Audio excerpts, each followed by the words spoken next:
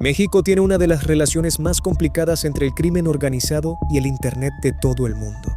Reclutamiento por TikTok. Trata de personas disfrazadas de modelaje, influencers asesinados en vivo y jóvenes que aprendieron, de la peor manera, que una pantalla puede ser tan peligrosa como la calle. 6 casos, un mismo país. Esto es el lado oscuro del Internet de México. El 9 de noviembre de 2017, un joven de 17 años, visiblemente borracho, miró a la cámara de su celular y dijo una frase que le cambiaría la vida para siempre. El Mencho a mí me pela la verga. 10 segundos, una frase, un insulto directo al líder del cártel más poderoso de México en ese momento. La persona que estaba grabando reaccionó de inmediato, casi en shock. Ya valió. Tenía razón. 5 semanas después, ese joven estaría muerto. El Internet en México no es solo memes, influencers y tutoriales. Es también un escenario donde el crimen organizado decide quién vive y quién muere. A veces por dinero, a veces por territorio. Y a veces, como vamos a ver hoy, por algo tan simple como una frase de 10 segundos. Para entender lo que le pasó a Juan Luis Lagunas Rosales, hay que entender primero quién era y cómo llegó a ese punto. Nació en abril del año 2000 en Villa Juárez, Sinaloa, un pueblo pequeño y humilde en el corazón de uno de los estados más asociados con el narcotráfico en toda la historia de México. Tuvo una infancia marcada por el abandono. Sus padres lo dejaron y fue su abuela quien lo crió, sola, con los recursos limitados que tenía. Abandonó la escuela a los 15 años, no porque quisiera, sino porque la vida que tenía no le daba muchas más opciones. Se mudó a Culiacán, la capital de Sinaloa, una de las ciudades con la identidad más entrelazada con el narcotráfico en todo el continente, buscando algo distinto, una oportunidad, una vida mejor que la pobreza le había dado hasta entonces. Empezó lavando autos. Pero Culiacán, como muchas ciudades del norte de México, tenía otra cosa para ofrecerle a un adolescente sin recursos y sin estudios: las redes sociales como vía de escape.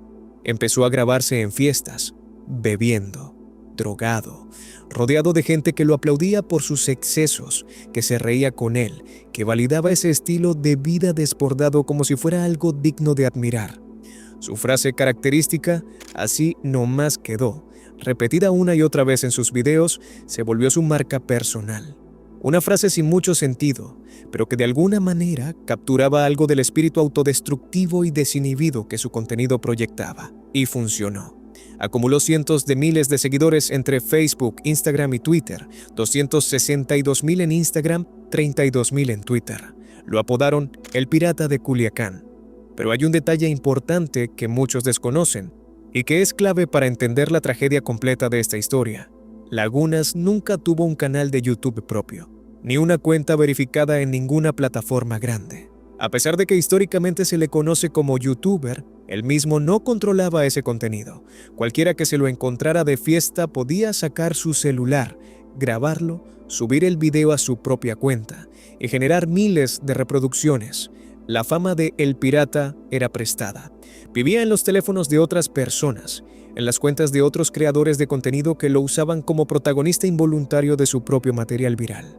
Él no monetizaba nada de eso, no tenía contratos publicitarios, no tenía un equipo de management, tenía simplemente una reputación que crecía sin que él pudiera controlarla ni beneficiarse de ella económicamente. Y de esa fama, según su propia abuela, nunca vio ni un peso.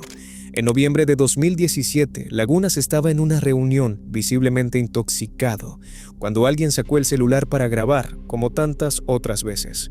Lanzó la frase contra Nemesio Oseguera Cervantes, alias El Mencho, el líder del cártel Jalisco Nueva Generación, uno de los hombres más buscados y más temidos de México en ese momento, y que con el tiempo se convertiría en uno de los narcotraficantes más perseguidos del mundo, con recompensas millonarias ofrecidas tanto por el gobierno mexicano como por agencias estadounidenses. El CJNG no era cualquier organización criminal. Competía directamente con el cártel de Sinaloa, el cártel históricamente dominante en la región donde Lagunas vivía, por el control de territorio, rutas de tráfico y poder político local. Y el Mencho tenía fama de no tolerar ninguna falta de respeto, viniera de quien viniera, sin importar lo insignificante que pudiera parecer la fuente. El video se difundió masivamente, En cuestión de horas, miles de personas en Sinaloa, en Jalisco y en otras partes de México lo habían visto. Y aquí está lo que hace que esta historia sea tan perturbadora. Lagunas no se escondió después de publicarlo. No borró el contenido. No cambió su comportamiento de ninguna manera visible. Siguió haciendo exactamente lo mismo que siempre. Fiestas, transmisiones en vivo, presentaciones en bares, como si la frase nunca hubiera salido de su boca. Como si las palabras dirigidas a uno de los hombres más peligrosos de México no tuvieran ningún peso real en su vida cotidiana. Algunas personas que lo conocían empezaron a advertirle, le decían que tuviera cuidado, que lo que había dicho podía costarle la vida literalmente. Él siguió igual, continuó publicando, continuó haciendo lo que sabía hacer, generar contenido, generar atención, generar reacciones. El 18 de diciembre de 2017, apenas 5 semanas después del video, Lagunas hizo una transmisión en vivo desde un departamento en Guadalajara, invitando a sus seguidores a verlo esa noche en un bar de Zapopan llamado Menta Dos Cántaros, donde tenía programada una presentación. Llegó al bar acompañado de otros 2 creadores de contenido conocidos como El Regio y Roberto González. Iban a grabar material para sus redes como hacían siempre, la misma rutina de generar contenido a partir de la vida nocturna, los excesos y la atención del público. Minutos después de su llegada, un grupo de hombres armados entró al establecimiento. Se dirigieron directamente hacia él, no hacia el resto de las personas en el bar, directamente hacia Lagunas. Le dispararon entre 15 y 18 balazos a quemarropa. Murió en el lugar de manera instantánea. El dueño del bar, según el entonces fiscal de Jalisco, Raúl Sánchez Jiménez, intentó interponerse para protegerlo de las balas. También murió por las heridas que sufrió en el ataque, una víctima colateral de algo en lo que él no tenía ninguna participación, ningún interés, ninguna conexión más allá de ser propietario del lugar donde el ataque ocurrió. Las autoridades de Jalisco nunca confirmaron oficialmente que el motivo del asesinato fuera el video contra El Mencho. El fiscal Sánchez Jiménez fue cauteloso en su momento frente a los medios, señalando que cualquier persona ofendida por los comentarios de Lagunas podría haber sido responsable. Una declaración que dejaba la puerta abierta a otras hipótesis, sin descartar la más obvia. Pero la hipótesis dominante, la que circuló en medios, en redes sociales y entre la población de Jalisco y Sinaloa desde el primer momento, fue clara. Fue una represalia directa por el insulto. Años después, según reportes de medios mexicanos como Milenio, se identificó a Ricardo Ruiz Velasco, alias El Tripas o el Doble R, un lugarteniente del CJNG con presencia significativa en la zona de Jalisco, como la persona que habría ordenado el ataque para limpiar el honor de su jefe. Investigadores señalaron que fotos del cuerpo de Lagunas fueron encontradas posteriormente en los celulares de sicarios detenidos por otros casos no relacionados, una especie de prueba de trabajo cumplido que el crimen organizado mexicano suele exigir como evidencia de que una orden fue ejecutada correctamente. Ese mismo nombre, Ricardo Ruiz Velasco, volvería a aparecer años después, vinculado a otro asesinato que cubriremos más tarde en este mismo video. El de la influencer Valeria Márquez, asesinada en mayo de 2025, mientras transmitía en vivo desde su salón de belleza en Zapopan, el mismo municipio donde Lagunas fue asesinado casi 8 años antes. El mismo operador, el mismo territorio, el mismo patrón repetido casi una década después. Alguien con presencia digital, alguien visible, alguien que de alguna manera cruzó una línea invisible con el crimen organizado y terminó muerto frente a una cámara o muy cerca de una. El cuerpo de Juan Luis Lagunas Rosales esperó más de 24 horas sobre la fría mesa del forense. Nadie lo reclamó hasta 3 días después de su muerte. Su fama digital, que en vida lo había convertido en un fenómeno viral con cientos de miles de seguidores, no se tradujo en absolutamente nada cuando murió. Ninguno de esos seguidores fue a reclamar su cuerpo. Su familia, según reportes posteriores, nunca vio dinero de la popularidad que sus videos generaron. Esos videos eran propiedad de quien los grababa y los subía a sus propias cuentas, no de él. Hoy su tumba luce abandonada, según reportes periodísticos que visitaron el lugar años después, pero su nombre y su historia se volvieron permanentes en la cultura digital y musical mexicana, convertido en sujeto de narcocorridos que lo recuerdan con frases como: la muerte era solo un peaje, aunque mi estancia fue corta en esta vida, muchos me recordarán.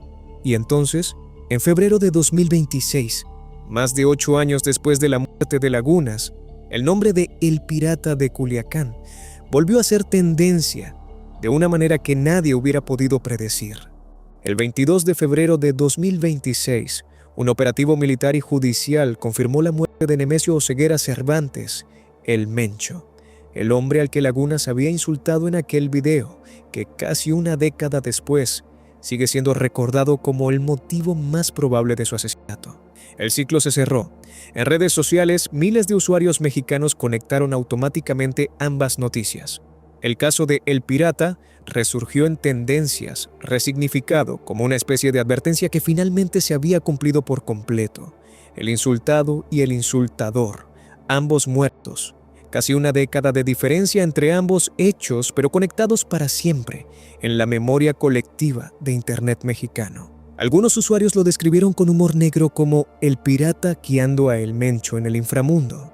Otros lo usaron como ejemplo de cómo la violencia narco y la cultura digital mexicana llevan casi una década entrelazadas de maneras que el resto del mundo apenas empieza a entender y que probablemente seguirán entrelazadas durante mucho tiempo más. Hay algo en el caso de El Pirata de Culiacán que es más amplio que la historia de un solo joven y que explica por qué este caso sigue siendo citado, recordado y reanalizado casi una década después. Es el nacimiento de un patrón que México todavía vive hoy, día tras día. Antes de Lagunas ya existía la narcocultura en redes sociales, los corridos, las publicaciones ostentosas, los jóvenes que mostraban armas y autos de lujo en redes sociales como símbolo de estatus y pertenencia. Pero el caso de Lagunas fue uno de los primeros, quizás el primero ampliamente documentado y mediáticamente cubierto, donde un comentario específico, viral, dirigido a un capo específico por su nombre, se tradujo en una ejecución directa, pública y brutal semanas después. Estableció una regla no escrita que México entero internalizó desde entonces. En la era digital, el alcance de tu voz puede llegar más lejos de lo que tu protección personal puede cubrir. Una frase de 10 segundos, grabada en un momento de desinhibición alcohólica por alguien que ni siquiera sostenía la cámara, puede viajar a través de miles de teléfonos y llegar exactamente a la persona que no debía escucharla nunca. Y desde entonces, el patrón se repitió, una y otra vez. Pamela Montenegro en 2018. Decenas de creadores de contenido en Sinaloa entre 2024 y 2025. Valeria Márquez en 2025. Cada caso con su propia historia particular, sus propios detalles, su propio contexto, pero todos compartiendo el mismo ADN fundamental. Alguien construyó una audiencia digital y esa misma visibilidad terminó siendo directa o indirectamente la razón de su muerte. Lagunas tenía 17 años cuando murió. Era menor de edad. Había crecido sin sus padres, criado por su abuela, abandonando la escuela a los 15 años buscando algo mejor que lo que la vida le había dado en su pueblo natal. Encontró fama, no encontró protección, no encontró dinero, no encontró ninguna de las cosas que la promesa de la fama digital suele ofrecer a quienes la persiguen. Encontró 15 balazos en un bar de Zapopan, semanas después de un video que duró 10 segundos y que él mismo nunca pensó que tendría consecuencias reales. Nuestro próximo caso también empieza con una foto viral, pero esta vez la persona del otro lado de la cámara no terminó como víctima de una represalia. Terminó arrestada, acusada de la presunta ejecución de un operador del crimen organizado al otro lado de la frontera, en territorio estadounidense. Les hablo de Lidia Vanessa Gurrola. En el caso anterior hablamos de un joven que se volvió viral por insultar a un capo y terminó muerto semanas después.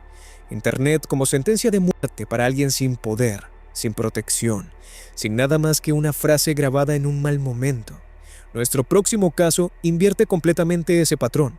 Esta vez la persona que se hizo viral en redes no terminó como víctima del crimen organizado. Terminó arrestada, acusada de ser la autora de un asesinato vinculado directamente al crimen organizado, del otro lado de la frontera, en Estados Unidos. Mazatlán, Sinaloa, 2011.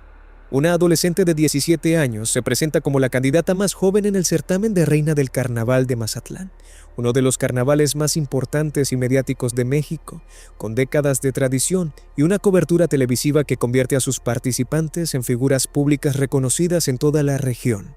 Se llama Lidia Vanessa Gurrola Peraza. Es egresada del Instituto Cervantes, Tiene planes de estudiar Derecho. Quiere ser diputada algún día. Compite por el título de Reina de los Juegos Florales. Empata en votos con otra candidata, Hilda Alejandra Llera Muñoz. El desempate queda en manos del presidente del jurado. Antes de definir al ganador, le hacen una pregunta a Vanessa. ¿Qué harías si fueras presidenta municipal? No responde. Y aún así el jurado decide darle el triunfo a ella. Es un detalle pequeño, casi anecdótico, el tipo de cosa que normalmente se olvidaría con el tiempo, pero dice algo sobre la trayectoria que vendría después. Vanessa Gurrola consiguió cosas sin necesariamente tener las respuestas correctas. Consiguió atención y reconocimiento sin necesariamente merecerlos en el sentido convencional de la palabra, y esa misma dinámica se repetiría años después, a una escala mucho mayor y con consecuencias muchísimo más graves. Durante los años siguientes, Vanessa construyó una carrera modesta como modelo regional. En 2013 fue seleccionada entre las 10 mujeres más bellas del Carnaval de Mazatlán, un reconocimiento más dentro del circuito de belleza sinaloense, que le permitió mantener cierta visibilidad pública, sin llegar todavía a una fama nacional. Promocionaba productos de un negocio llamado VilaFit, suplementos alimenticios, productos Milagro para bajar de peso, el tipo de marketing digital que prolifera en Instagram en toda Latinoamérica, dirigido a un público que busca soluciones rápidas y visualmente atractivas para problemas de salud y estética, nada fuera de lo común. Una influencer regional más de las miles que existen en México, promocionando productos a cambio de comisión, construyendo poco a poco una comunidad de seguidores leales, pero limitados en número. Pero en 2020, algo cambió de manera abrupta e inesperada. Una foto suya en bikini comenzó a circular masivamente en redes sociales, no porque ella la hubiera promovido de manera especial o pagado publicidad para impulsarla, sino porque miles de usuarios empezaron a notar y comentar su parecido físico con Emma Coronel Aispuro, la esposa de Joaquín El Chapo Guzmán, entonces una de las mujeres más mediáticas de México, por el juicio de su esposo en una corte federal de Estados Unidos, que dominaba los titulares de los noticieros en ambos países. El parecido se volvió meme, se volvió tendencia en cuestión de días. Y Vanessa Gurrola, que hasta ese momento tenía una audiencia modesta y regional, capitalizó ese momento viral con habilidad para construir algo mucho más grande de lo que jamás había tenido. Para 2025, Vanessa Gurrola tenía 1,4 millones de seguidores en Instagram bajo el apodo La Zapa. Vendía suplementos. Hablaba de biodescodificación, una pseudoterapia alternativa popular en redes hispanohablantes que atribuye enfermedades físicas a conflictos emocionales no resueltos, y de manera más inquietante y mucho menos comentada en su momento, compartía contenido sobre cómo hackear WhatsApp o espiar a otras personas. Consejos de dudosa legalidad que circulaban entre sus seguidores, sin que nadie cuestionara demasiado su origen, su legalidad o las implicaciones de difundir ese tipo de información a un público masivo. Su última publicación pública antes de los hechos que cambiarían su vida fue de un viaje a Indonesia, fotos de playas, de templos, del tipo de contenido aspiracional y colorido que cualquier influencer de lifestyle publicaría sin pensarlo dos veces, mostrando una vida de viajes, comodidad y belleza, completamente desconectada de cualquier indicio de violencia.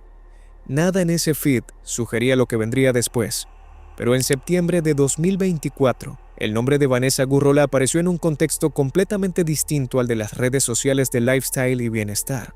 Volantes lanzados desde avionetas sobrevolaron distintos puntos de Sinaloa, una práctica que el crimen organizado mexicano ha usado repetidamente en los últimos años para amenazar, exponer o intimidar a figuras públicas que considera vinculadas a organizaciones rivales. En ellos se acusaba una larga lista de personas, operadores, sicarios, influencers e incluso políticos de tener vínculos con los Chapitos, la facción del cártel de Sinaloa liderada por los hijos de El Chapo, Iván Archibaldo, Jesús Alfredo, Ovidio y Joaquín Guzmán.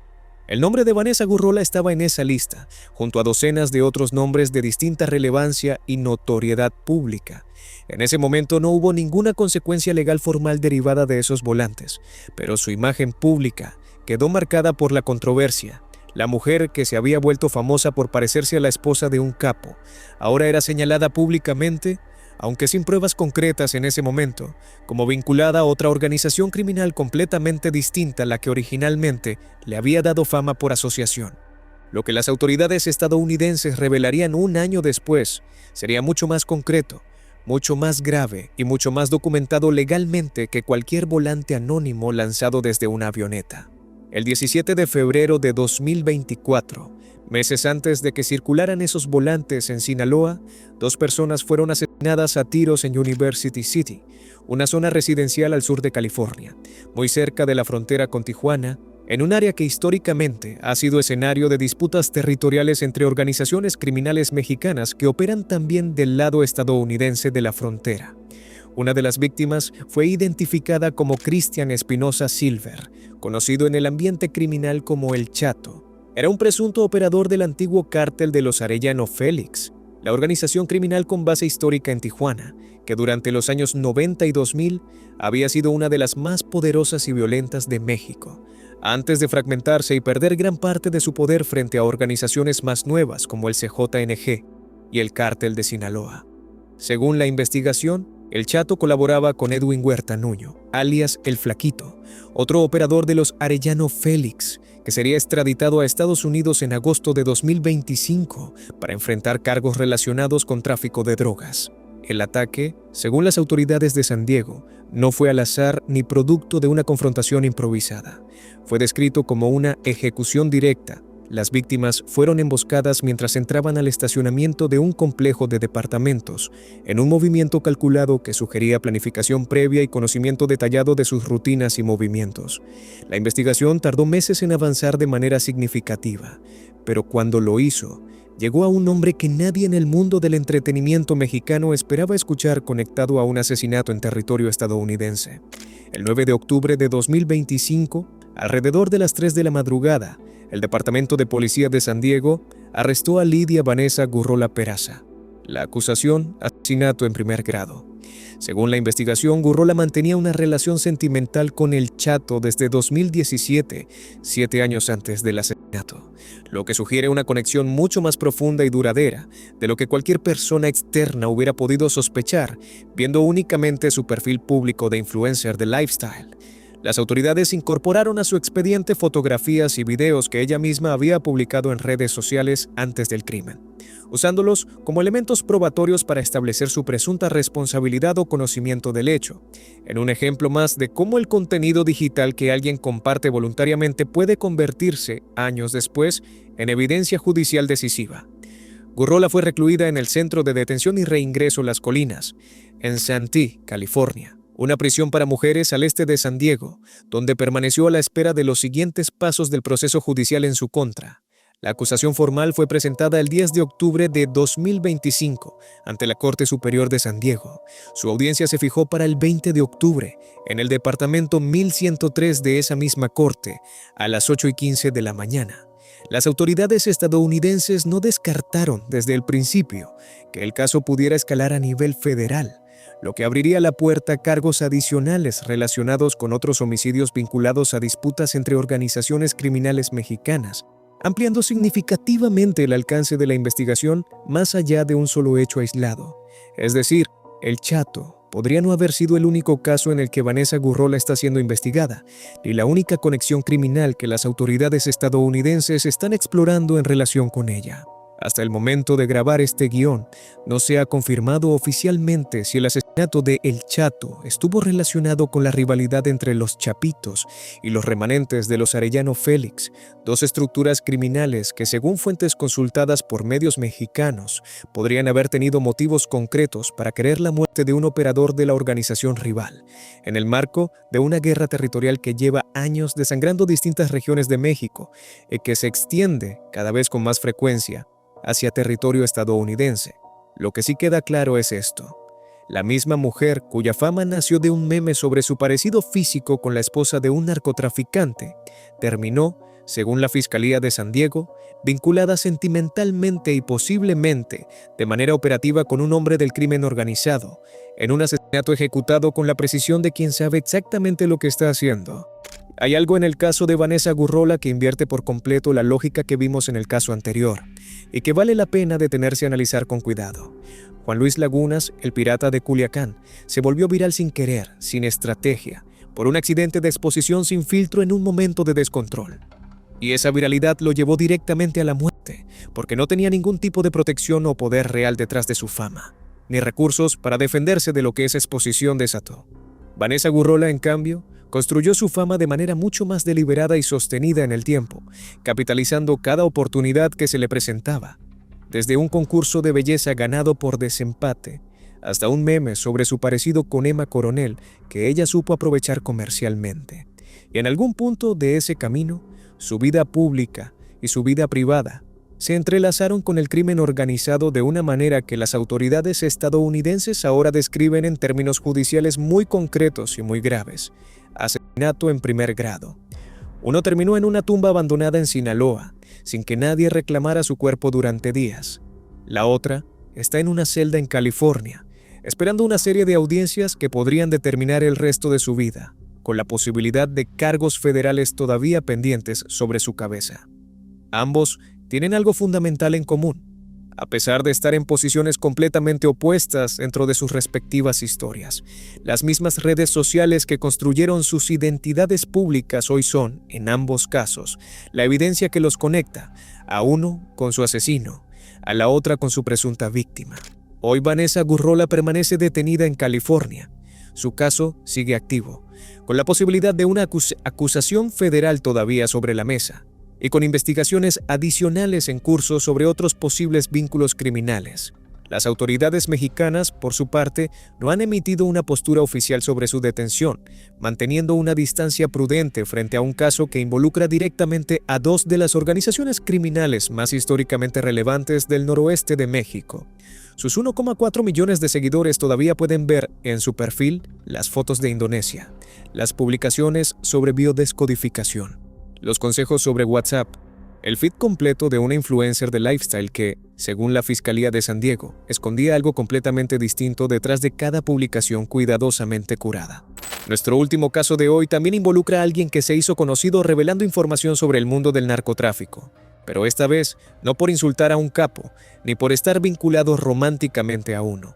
Fue por afirmar en un video que había conocido en persona uno de los hijos de El Chapo Guzmán. Esa confesión, contada con orgullo y sin ninguna mala intención aparente, le costó la vida un año después. Les hablo de El Compa Jorge. En el caso anterior vimos cómo la fama digital puede conectar a alguien con el crimen organizado de maneras que se vuelven, eventualmente, un expediente judicial. Una relación sentimental que terminó en una acusación de asesinato en California. Nuestro último caso de hoy es diferente. No hay una relación sentimental. No hay una acusación contra el creador de contenido. Hay un video, una confesión orgullosa, casi inocente, sobre un encuentro casual con alguien famoso. Y 14 minutos antes de morir, la última publicación de esa persona en redes sociales fue sobre algo tan cotidiano como ir al banco. Jorge Luis, conocido en internet como El Compa Jorge, era un youtuber de Culiacán, Sinaloa, de 37 años. Su contenido no tenía nada que ver con narcocultura de manera directa, ni buscaba generar polémica como estrategia de crecimiento. Hacía videos sobre modificación y remodelación de vehículos todoterreno, específicamente RZRs, esos vehículos tipo buggy diseñados para terrenos difíciles, muy populares en el norte de México entre quienes disfrutan recorrer zonas rurales y desérticas. Mostraba sus rutas por distintas partes del país, mostraba sus vehículos, sus modificaciones, sus mejoras técnicas, mostraba fotos de viajes a la playa y la montaña. Tenía 65.300 suscriptores en YouTube y casi 40.000 seguidores en Instagram. Una comunidad sólida de personas apasionadas por el mundo automotriz, construida con contenido genuino sobre algo que realmente le gustaba y que dominaba con conocimiento técnico real. Pero también, ocasionalmente, compartía relatos sobre su vida personal, sus anécdotas, sus experiencias fuera del mundo de los autos. Y uno de esos relatos, publicado el 14 de marzo de 2021, terminaría siendo la pieza central de toda esta historia sin que él pudiera imaginar en ese momento las consecuencias que tendría. El video se llamaba Así conocí a un hijo de El Chapo, con números reemplazando algunas letras, una técnica que los creadores de contenido en México usan deliberadamente para evitar que YouTube identifique el contenido como polémico y le quite el monetizado o lo etiquete como sensible. En el video, Jorge contó una historia que parecía casi anecdótica, del tipo que cualquiera podría compartir sin pensar en las implicaciones. Tenía entre 19 y 20 años cuando en uno de los arrancones, carreras callejeras informales muy populares en Culiacán, o simplemente paseando por las avenidas de la ciudad mostrando su auto, se encontró con un primo que viajaba acompañado de otra persona. Hablaron sobre el equipo de sonido de su vehículo, un tema técnico y específico que apasiona a muchos jóvenes en esa región. El desconocido se mostró genuinamente interesado, casi entusiasmado. ¿Qué perro se escucha su sonido? ¿De qué equipo le pusiste? Porque yo tengo un BMW y le metí $20,000 y no suena igual. Jorge no reconoció a la persona en ese momento. Para él, era simplemente otro joven entusiasta de los autos, alguien con quien compartía un interés común. Al día siguiente, su primo lo llamó. Oye, compa, ¿qué tal le cayó el chavalo que le presenté ayer? Bien a toda madre, respondió Jorge, sin sospechar nada fuera de lo común. ¿Y a poco no sabe quién es? No, pues no sé. Era el señor Iván Archibaldo, es el hijo del Chapo. Y Jorge, en el video, describió su reacción con una mezcla de sorpresa y orgullo que resulta perturbadora en retrospectiva. Sabiendo cómo terminaría esta historia, a la madre, pues qué gustazo haberlo conocido. Según el relato de Jorge, se volvió a encontrar con Iván Archibaldo Guzmán Salazar, hijo de Joaquín El Chapo Guzmán, y para ese momento, líder de la facción Los Chapitos del cártel de Sinaloa, en al menos 3 ocasiones más a lo largo de los años siguientes. Incluso llegaron a intercambiar números telefónicos, aunque Jorge fue claro en aclarar, tanto en el video como en entrevistas posteriores citadas por la prensa, que no eran amigos cercanos ni mantenían una relación frecuente. Lo describió como una persona muy humilde. Contó que en sus primeros encuentros se referían mutuamente como compa, un término informal y cercano, típico del norte de México, que sugiere una relación horizontal entre iguales. Pero también señaló algo revelador sobre cómo había cambiado la situación con el tiempo. Para 2021, cuando publicó el video, ya debía referirse a Iván Archibaldo como el Señor, un cambio de trato que reflejaba el ascenso de poder del hijo del Chapo dentro de la estructura del cártel y las restricciones de seguridad que ya no le permitían recorrer Sinaloa libremente en sus vehículos de lujo, como antes solía hacerlo en sus años más jóvenes. En el último encuentro que Jorge relató en el video, dijo que Iván Archibaldo lo reconoció de inmediato, descendió de su camioneta Hummer y fue a saludarlo personalmente con un trato cordial y cercano. El video acumuló más de 200,000 reproducciones, un éxito considerable para un canal centrado principalmente en contenido automotriz, que de repente encontraba una audiencia mucho más amplia interesada en el morbo de la narcocultura. Más de un año después de la publicación de ese video, el 18 de abril de 2022, alrededor de la 1:45 de la tarde, Jorge Luis volvió a su casa en la colonia Guadalupe Victoria, en Culiacán, después de atender unos asuntos cotidianos. 14 minutos antes, había publicado una historia en Instagram. Era un mensaje completamente cotidiano, casi alegre, del tipo que cualquier persona común publicaría sin pensarlo 2 veces. ¡Qué show, mi gente! Feliz inicio de semana para todos. Ya se nos acabaron las vacaciones a los que pudimos tener vacaciones. Y ahora sí, a chingarle. Yo aquí vengo a hacer cuenta de los bancos a ver qué tanta fila hay. Bendiciones plebes, bonito día para todos.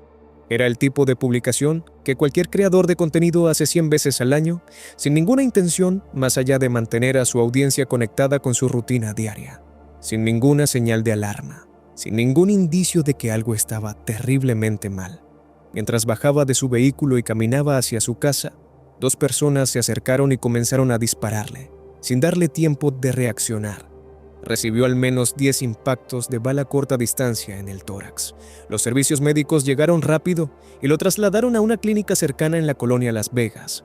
Para cuando llegó, ya no presentaba signos vitales. Las primeras especulaciones apuntaron a un robo. Jorge había anunciado públicamente, minutos antes, que se dirigía al banco, lo que parecía sugerir que alguien podría haberlo seguido con intención de asaltarlo. Pero la cantidad de disparos y la precisión del ataque hicieron que la policía descartara rápidamente esa hipótesis inicial. 10 balazos a corta distancia, concentrados en una zona vital del cuerpo, no es el patrón típico de un asalto que sale mal. Es el patrón de una ejecución planificada. La Fiscalía General del Estado de Sinaloa reveló, días después, un dato adicional sumamente perturbador. Jorge ya había sido levantado, secuestrado brevemente, en la terminología local, en un incidente previo que nunca denunció formalmente ante las autoridades. Después de ese episodio, había decidido empezar a portar un arma para defenderse, lo que le generó un antecedente penal por portación ilegal que las autoridades descubrieron durante la investigación de su muerte. Es decir, Jorge sabía, de alguna manera concreta y tangible, que estaba en peligro, lo suficiente como para empezar a armarse en secreto, pero no lo suficiente como para dejar de publicar su rutina diaria en redes sociales, ni para abandonar Culiacán, ni para tomar medidas de protección mucho más drásticas que las que finalmente tomó. Durante meses, la pregunta de si el video sobre Iván Archibaldo había sido el motivo real del asesinato quedó sin respuesta oficial concluyente. La Fiscalía de Sinaloa solo confirmó que Jorge tenía antecedentes penales por la portación del arma, sin establecer públicamente un vínculo directo y comprobado entre el contenido de sus videos y su muerte. Pero en mayo de 2023, más de un año después del asesinato, el medio especializado en cárteles mexicanos Borderland Beat, reconocido por su trabajo de investigación sobre el crimen organizado en México, publicó un perfil extenso sobre Iván Archibaldo Guzmán Salazar, basado en investigación periodística profunda sobre su trayectoria criminal y su ascenso dentro de la estructura del cártel de Sinaloa. En ese perfil se incluyó una lista de ejecuciones presuntamente ordenadas por el propio Iván Archibaldo a lo largo de los años. El nombre de El Compa Jorge estaba en esa lista. El artículo no detalló los motivos exactos que Iván Archibaldo habría tenido para ordenar la ejecución del youtuber, dejando esa pregunta parcialmente abierta. Pero la mención explícita del video donde Jorge relataba sus encuentros con él fue presentada como el contexto más relevante y más probable para entender por qué un creador de contenido sin ningún vínculo aparente con el crimen organizado terminó en una lista de ese tipo. Hay algo en el caso de El Compa Jorge que es distinto a los otros dos casos que vimos hoy y que vale la pena señalar con claridad. Juan Luis Lagunas, el pirata de Culiacán, insultó directamente a un capo, sabiendo perfectamente que lo estaba haciendo, en un momento de descontrol absoluto provocado por el alcohol y la búsqueda de atención. Jorge Luis no insultó a nadie en ningún momento. Al contrario, describió a Iván Archibaldo con respeto, casi con admiración genuina. Contó la historia desde un lugar de orgullo sincero, como quien comparte una anécdota interesante y halagadora con su comunidad de seguidores. No hubo provocación, no hubo desafío, no hubo ningún intento de ganar notoriedad insultando o desafiando a alguien peligroso. Y sin embargo, según la investigación periodística posterior, terminó en la misma lista que cualquier enemigo declarado del cártel, con el mismo destino final.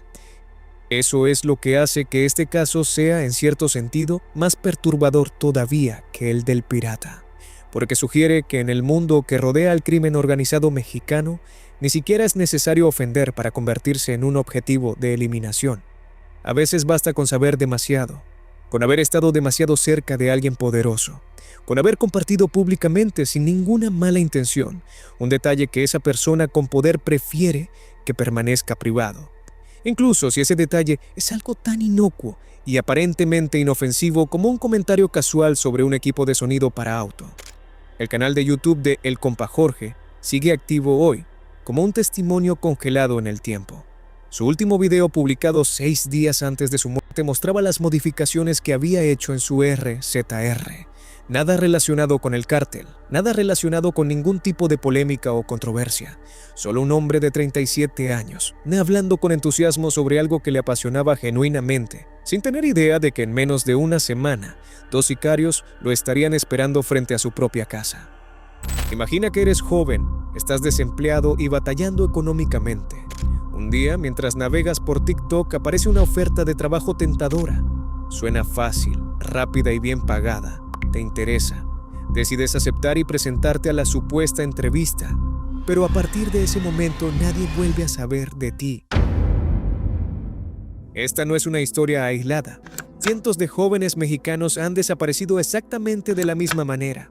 Detrás de muchas ofertas de trabajo publicadas en apps como TikTok, Facebook o WhatsApp, se esconde algo mucho más oscuro: el reclutamiento disfrazado. Los grupos del crimen organizado han estado usando este tipo de anuncios en línea para conseguir nuevos miembros. Lo más perturbador es que, una vez que estás dentro, salir no es una opción sencilla. México tiene más de 125,000 personas desaparecidas, y estamos hablando de cifras oficiales. Algo parecido le ocurrió a un joven al que llamaremos Luis, por anonimato. En 2022 andaba buscando trabajo en internet hasta que encontró una publicación en Facebook que le llamó la atención. Una empresa buscaba un monitorista de seguridad y ofrecía un pago semanal de 3,000 pesos, alrededor de $150, bastante decente para lo que Luis estaba acostumbrado. Les mandó mensaje, le pidieron sus documentos y le enviaron un Uber para que fuera a la entrevista de inmediato. Le hicieron un examen médico, un examen de la vista y una prueba física, todo lo que haría una empresa legítima y registrada. En ese punto, jamás te imaginarías que se trataba de una trampa. Le dijeron que necesitaba completar una capacitación rápida de 3 días como parte del proceso de contratación para el puesto de monitorista de seguridad. Todo parecía normal. A él y a otros 15 hombres los recibieron y luego los subieron a una camioneta. Pero después de ese primer trayecto, todo cambió y las cosas se pusieron muy peligrosas. En cuestión de minutos, los transfirieron a otra camioneta y les ordenaron mantener la cabeza agachada y no hablar. Durante el viaje, los llevaron de Jalisco a zonas rurales de Nayarit, moviéndolos de un vehículo a otro por caminos de terracería. Luis no tenía idea de dónde estaba. Finalmente, en una casa remota, tras horas de camino y de ser cambiado de un carro a otro, le dijeron que estaba ahí para ser entrenado como operativo secundario del cártel Jalisco Nueva Generación. Me llevaron por una brecha de tierra, recordaría Luis más tarde. Cuando llegaron a la casa de seguridad, a Luis y a los demás los obligaron a entregar sus celulares, sus identificaciones y todo lo que traían encima. Y para dejar absolutamente claro quién mandaba, los hicieron desnudarse y hacer sentadillas mientras los inspeccionaban como si fueran mercancía. La rutina diaria en la casa incluía limpiar y aprender sobre la violencia física. A los hombres los obligaban a memorizar los códigos del cártel, cómo cargar armas y qué hacer para defenderse. Nos hacían estudiarlos. Código 14, pecho tierra. Código 15, posición de tiro descubierto. Todo eran códigos. Y tenías que hacerlo de inmediato o te pegaban con una tabla. Mientras Luis estuvo ahí, todo estaba extremadamente controlado. Tenía que pedir permiso para cualquier cosa, por más pequeña que fuera, tomar agua, ir al baño, agarrar una escoba. Obviamente, esto era parte del juego psicológico para despojarlos de su libertad y quebrarlos mentalmente. Después de varios días encerrados y sometidos a un entrenamiento forzado, a los hombres les dijeron que ya estaban listos para ser sicarios del cártel. Les informaron que los llevarían a un campamento especial llamado La Escuelita, donde recibirían entrenamiento avanzado con armas e instrucciones sobre las tareas que debían llevar a cabo. Este era el paso final de su entrenamiento, y les advirtieron que tenían que demostrar lealtad y capacidad totales. Cometer un solo error o no hacer bien su trabajo podía costarles la vida. En ese momento, Luis supo que necesitaba escapar. Durante el traslado a La Escuelita, hicieron una parada y le permitieron bajarse del vehículo para ir al baño. Fue entonces cuando reunió el valor para intentar huir. Cuando regresaba hacia el vehículo, en lugar de subirse, se dio la vuelta y corrió hacia un campo cercano. Brincó una cerca y huyó por su vida. Después de caminar varios kilómetros, sin saber realmente dónde estaba y a punto de desplomarse, llegó a un Oxxo. Le preguntó al empleado si podía usar el teléfono y sin filtros le contó todo lo que había vivido. El empleado, al ver las condiciones en las que estaba, le dio 100 pesos para que pudiera tomar un camión de regreso a Guadalajara. Cuando por fin llegó a casa y se reunió con su familia, supo que no podía quedarse ahí. Temía que el cártel lo encontrara. Habló con su mamá y decidieron mudarse a otro lugar. Vendieron su casa y se fueron a un lugar nuevo y desconocido para evitar cualquier problema con el cártel. Y déjame decirte una cosa, Luis tuvo suerte. La mayoría de los hombres que caen en estas ofertas de trabajo terminan muertos o atrapados de forma permanente dentro de un cártel. Y lo peor, no solo reclutan a hombres adultos desempleados, también les pasa a mujeres que buscan una vida mejor, mujeres atractivas dispuestas a hacer lo que sea para mejorar su situación. Ese fue el caso de la plataforma Zona Divas, un sitio de prostitución digital que se convirtió en una trampa mortal para muchas mujeres. Zona Divas era un sitio web mexicano donde cientos de mujeres ofrecían servicios de acompañantes. Operó durante casi 20 años y se convirtió en uno de los catálogos de prostitución más conocidos de México. Fue creado en 2001 por Ignacio Santoyo, alias El Sony. Al principio, el sitio simplemente promocionaba mujeres que querían ofrecer servicios sexuales. Ellas le pagaban a Zona Divas para aparecer en el sitio. Entre más pagaban, mejor posición obtenían. Pero con el tiempo, el negocio se expandió. Empezaron a reclutar mujeres a través de empresas que registraban como agencias de modelaje o de promoción. A cualquier mujer atractiva que encontraran en internet, especialmente de países como Colombia o Venezuela, la contactaban, alegando que buscaban modelos o promotoras para eventos, ofreciendo hospedaje, comida y transporte incluidos. Lo pintaban como el trabajo de sus sueños. La idea era simple. Compraban el boleto de avión para traer a la mujer a México. Una vez que llegaba, le daban un lugar donde quedarse y comida mientras ganaba suficiente dinero para pagar su deuda y volverse independiente. Muchas mujeres sabían que iban a realizar trabajo sexual, pero otras no tenían ni idea. Así que Ignacio Santoyo y su socio usaban la manipulación psicológica para hacerlas aceptar la propuesta. En cuanto las mujeres llegaban al país, las metían en cuartos diminutos o departamentos de 60 metros cuadrados, donde tenían que vivir con 10 mujeres o más. Ahí empezaba la pesadilla. Les quitaban el pasaporte y les decían que tenían una deuda de 96,000 pesos, alrededor de $5,000. Supuestamente, cubría los vuelos, el hospedaje, el transporte, las sesiones de fotos y el espacio publicitario en zonadivas.com. A las mujeres las obligaban a trabajar largas jornadas, las movían de hotel en hotel y de hombre en hombre, a veces haciendo hasta 10 servicios por día. Les inventaban deudas falsas, cobrándoles mucho más de lo que realmente debían, aumentando el total poco a poco. Candice Miller, una de las mujeres que logró escapar del infierno de Zona Divas, explicó: si cobraban $2,500 por servicio, le descontaban 400 por el taxi, 700 por la comida y otros 1,000 como comisión por aparecer en el sitio. ¿Qué les quedaba a ellas? Nada más que migajas. Dormían en departamentos que parecían cárceles disfrazadas de casas de modelos, literas, una encima de la otra, sin privacidad, sin dignidad. Cada mujer que vivía ahí tenía que pagar 7,500 pesos de renta, aunque el departamento entero costaba solo 10,000. En otras palabras, las exprimían económicamente de todas las formas posibles para asegurarse de que nunca pudieran saldar la deuda. Y aun cuando algunas mujeres lograban pagar lo que debían, no siempre las dejaban libres. A muchas las seguían obligando a trabajar. Ese fue el caso de Wendy Vanesca, una mujer venezolana que 3 meses después de haber pagado su deuda, seguía siendo cobrada por cosas absurdas. Para liberarse, decidió mudarse a Puebla con una amiga y seguir trabajando como trabajadora sexual, esta vez de forma independiente. Pero incluso sin un jefe, seguía dependiendo de la visibilidad que Zona Divas le daba para conseguir clientes. El Sony se dio cuenta de que ya no trabajaba para él, y como castigo, la bloqueó de la plataforma y la amenazó. Le dijo: si no vas a seguir mis reglas, deberías irte del país o atenerte a las consecuencias. Pero no podían irse. No tenían dinero para los vuelos. La única manera de trabajar era a través de Sony. Cada vez que una mujer tenía un problema con él o con la agencia, la bloqueaba. Y el único requisito que ofrecía para desbloquearlas era asistir a una fiesta con drogas, tener tríos y realizar actos entre mujeres para satisfacer sus deseos sexuales. La amiga de Wendy dijo: Wendy y yo lo hicimos. Fuimos a una fiesta con Sony y ese día tuvimos que tener sexo con él, sin protección. Era la única forma en que podíamos trabajar. Todo esto salió a la luz después de que, el 3 de febrero de 2017, Wendy Vanesca fuera encontrada muerta en un hotel de la Ciudad de México. Y no fue la única.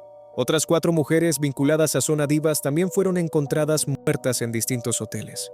Todo esto ocurrió entre 2017 y 2018. Obviamente, el hallazgo de 5 mujeres muertas que habían trabajado como prostitutas bajo Zona Divas hizo que todo el país empezara a hablar. El caso se volvió muy mediático y apareció en medios de comunicación por todos lados. Gran parte de esta información proviene del periodista Marco Antonio Coronel. en la zona metropolitana de la Ciudad de México y también, por supuesto, en el Estado de México están relacionados. Son 5 casos que presentan similitudes. Ninguno ha sido resuelto. La información es de Marco Antonio Coronel. Finalmente, en 2018, bajo una enorme presión mediática de investigaciones en curso, Zona Diva cerró. El Sony fue arrestado en 2019 y condenado por trata de personas, pero en 2021 fue liberado debido a la falta de pruebas para mantenerlo en prisión.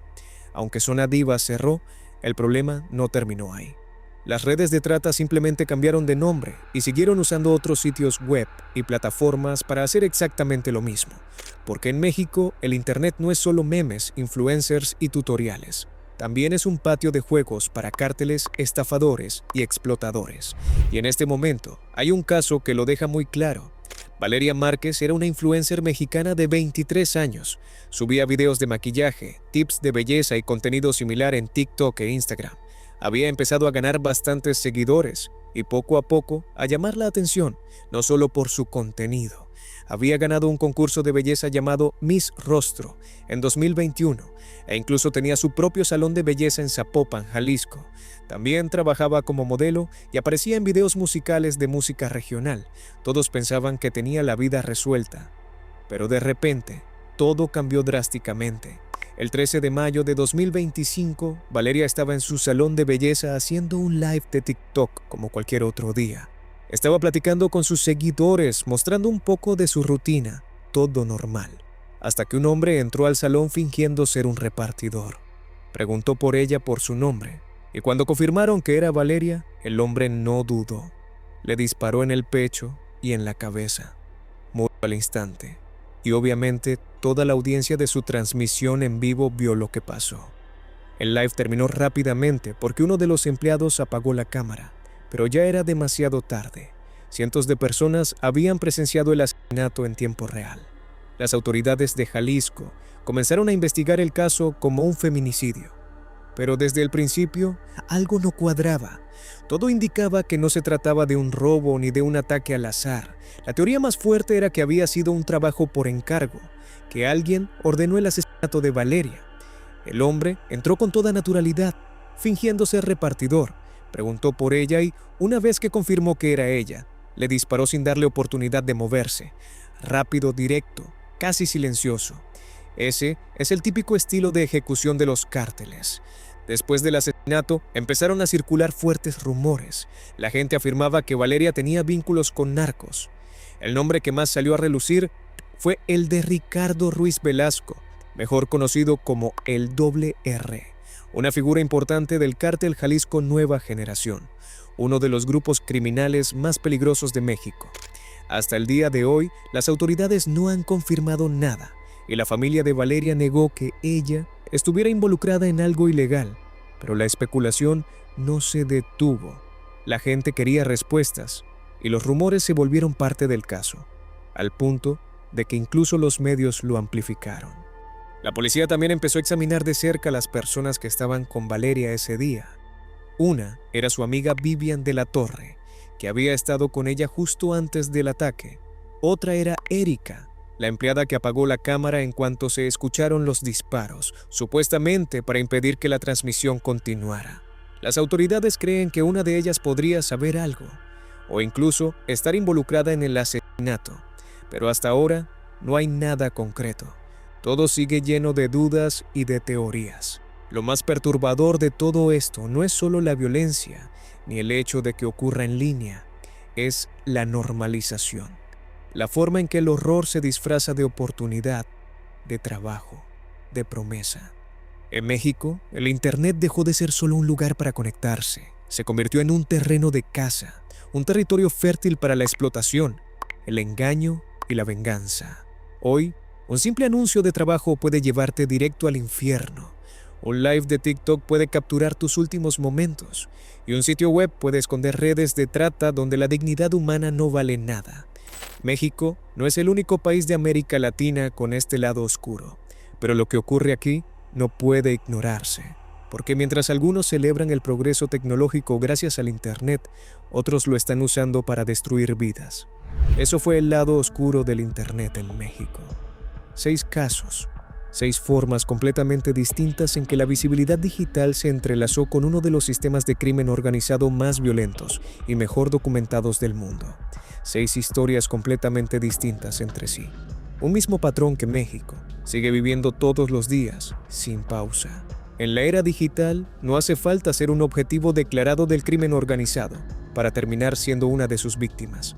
A veces, basta con tener una cámara, una audiencia y la mala suerte de cruzarte con la persona equivocada en el momento equivocado. ¿Qué país debo cubrir en mi próximo video? Los leo. Saludos.